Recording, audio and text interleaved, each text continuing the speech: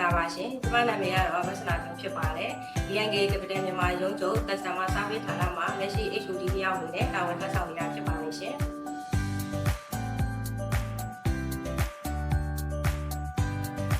အားကြောင့် BNK Capital မြန်မာမှာအလုပ်ဝင်တာ2016ကနေစပြီးတော့ဝင်တာပေါ့နော်။လက်ရှိဆိုလို့ရှိရင်အမ10နှစ်ပြည့်သွားပြီ။အချိန်လေးကုန်တာလည်းအရင်ညံ့တာပဲ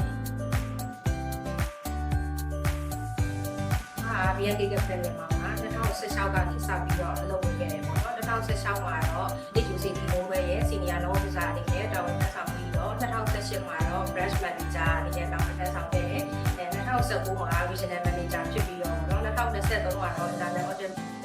မှာ Deputy Manager အနေနဲ့တာဝန်ထမ်းဆောင်ခဲ့ပါတယ်2025မှာတော့ Customer Service Manager အနေနဲ့တာဝန်ထမ်းဆောင်ပြီးတော့လက်ရှိ Customer Service Manager အနေနဲ့တာဝန်ထမ်းဆောင်နေခြင်းဖြစ်ပါတယ်BNK မှာအလုပ်လုပ်တာ10နှစ်ရှိပြီပေါ့နော်လက်ရှိဒီ10နှစ်ရှိပြီ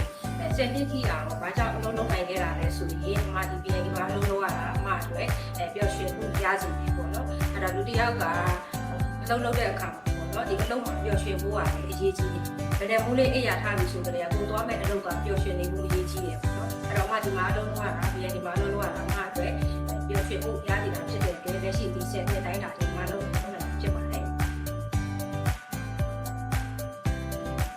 အနေနဲ့ပေါ့နော်ဒီစနစ်တာကာလမှာမတော်ဝန်ထမ်းဆောင်တဲ့ကာလမှာပေါ့နော်ဝေးနိုင်တဲ့မတ်တရားတွေကတော့အများကြီးရှိခဲ့ပါတယ်အဲ့မှာမှာလူတွေကချက်တွေရတော့ပေါ့နော်အဓိကအမှတ်ရဆုံးနေရာတွေကတော့ဒီကိုပြရသွားခဲ့တာတွေရှိမယ်ပြီးရှင်ဝန်ထမ်းအနေနဲ့ step party တွေပေါ့နော်ဝန်ထမ်းအနေနဲ့ workshop တွေသွားခဲ့တာတွေရှိမယ်ဒါတွေကတော့အမှအတွက်လုံးဝမေးလို့မရတဲ့အမှတ်တရားတွေပါ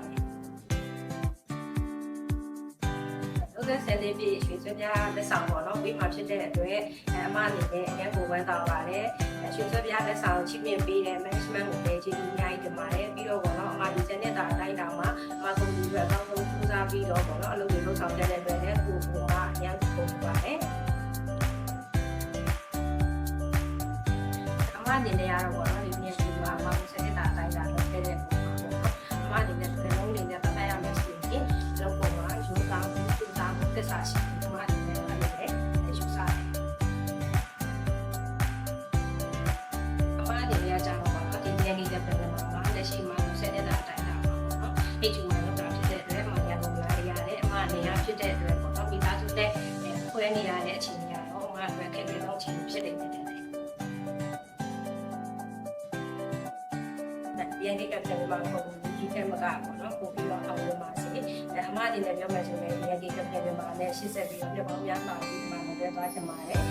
BNK ဝန်ထမ်းတွေပေါ့နော် BNK ဝန်ထမ်းတွေကဲမကကောင်းမွန်တဲ့လက်ဆောင်ပစ္စည်းတွေနဲ့အများကြီးပေးနိုင်တဲ့